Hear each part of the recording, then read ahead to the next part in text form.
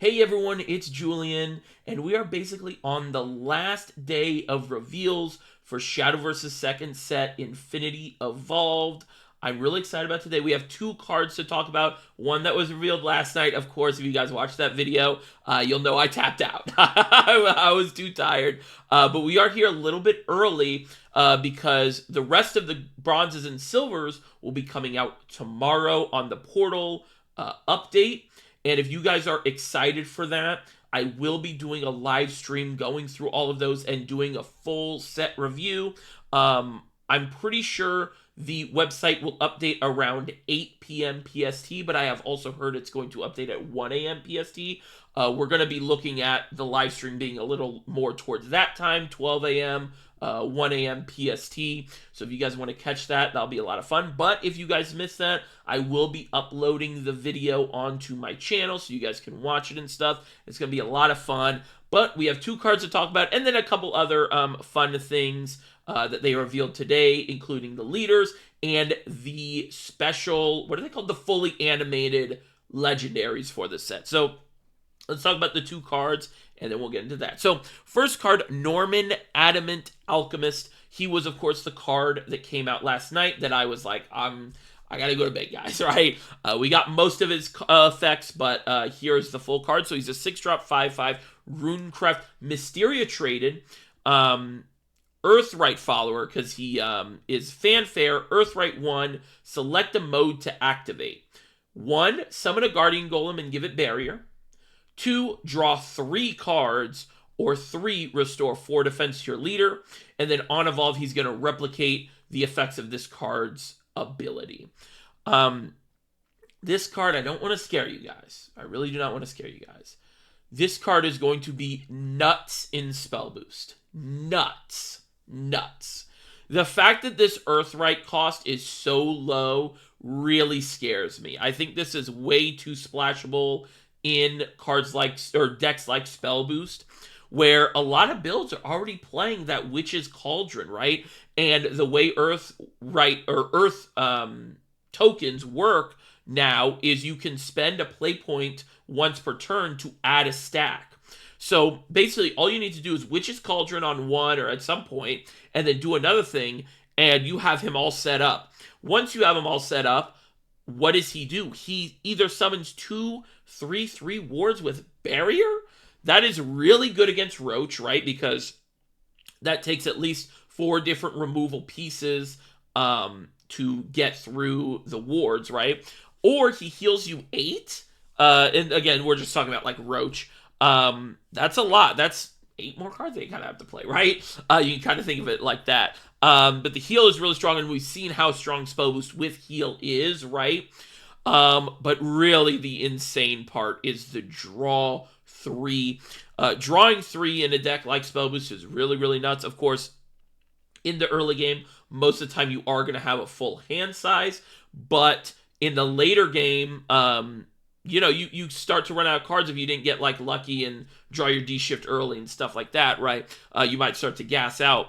Well, if you played the Witch's Cauldron earlier, you literally just have it on the field, and the minute you get this guy, you just play him, draw 3, and you might even be able to evo him and get another effect, like a heal 4, maybe even draw 3 more, something like that, right? I think this card is really, really kind of scary in Spell Boost, honestly. Would you play him at like a high number? Probably not, but he is just, I guess you could kind of call him a tech card, but he does everything you want to do in that deck besides, say, Spell Boost or like get cost reduced, right? So watch out for him in Spell Boost. And it is a little sad to like that I started this conversation with Spell Boost, right? But he is a dirt card. He is an Earthright card, but this is what Earthright needed, like for sure. But it's just Earthright still doesn't have an identity because the 8-drop Anathema is really bad. That's just not that good of a card and not that good of a win condition. And neither is the Pascal spell either. It's just not that good of a win condition.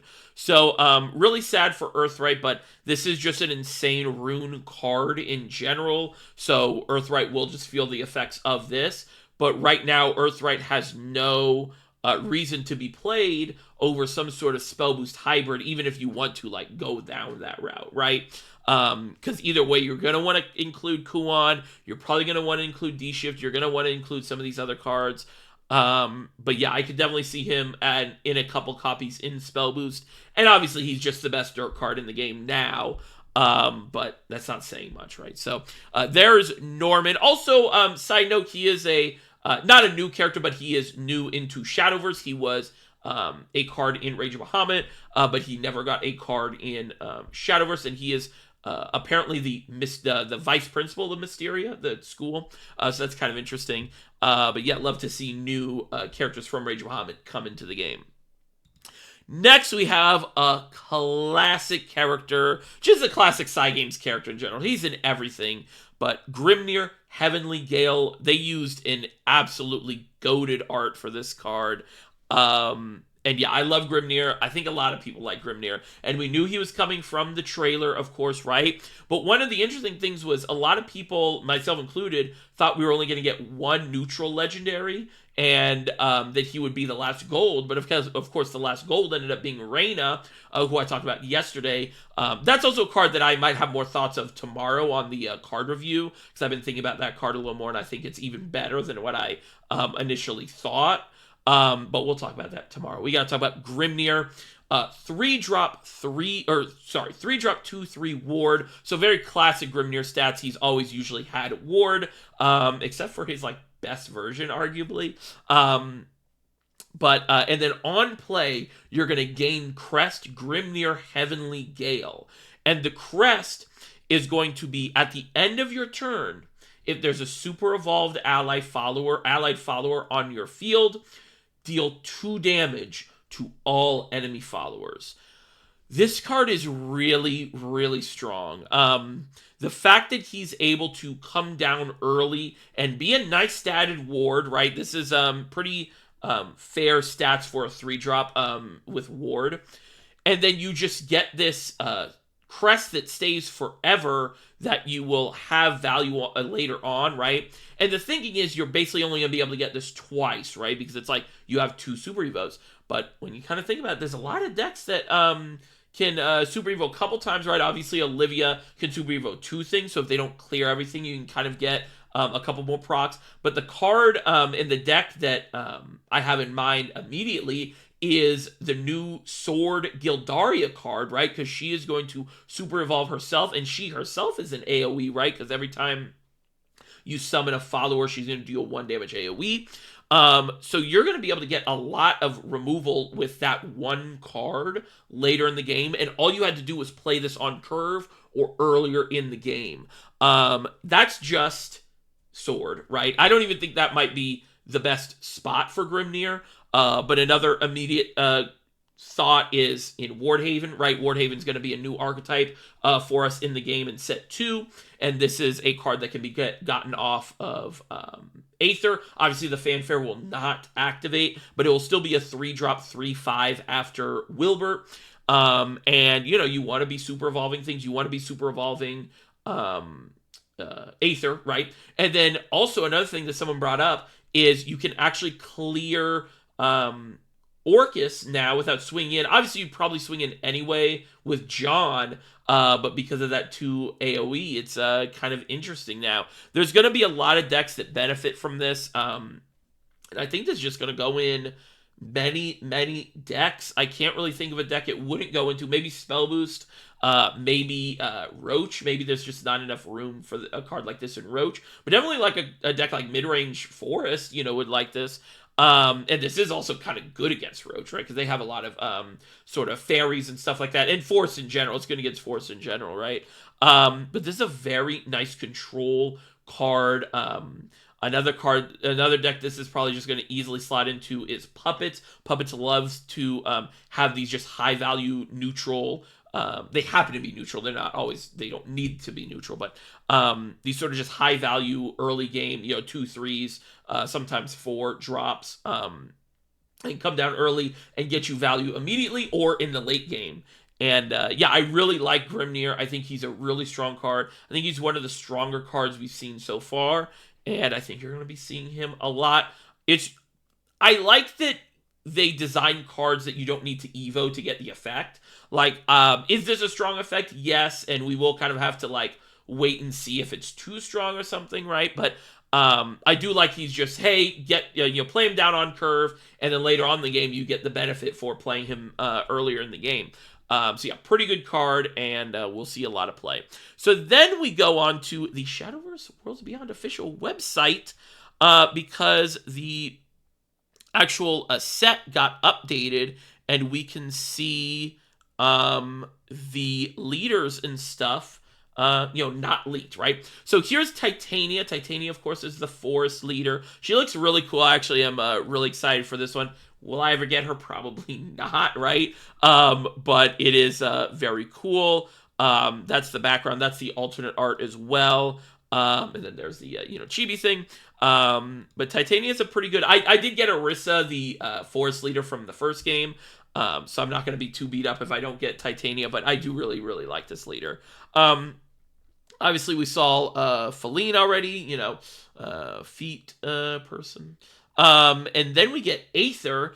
Aether's pretty cool. I like the design of the alternate art. I love the backgrounds. One of my favorite things from that era of Cygames art of ROB was the backgrounds and how vibrant they could get.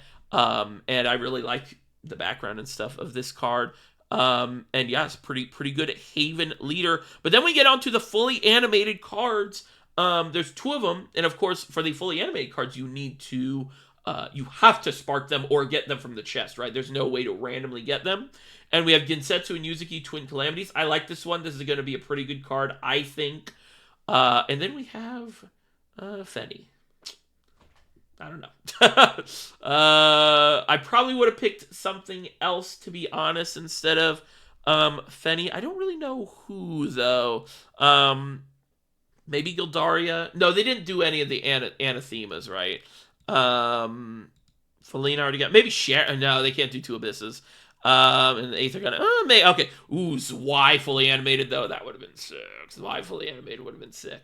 But yeah, that is the cosmetic stuff for this set. So pretty cool. Of course, they are adding leaders to classes that did not get leaders in the first set, right?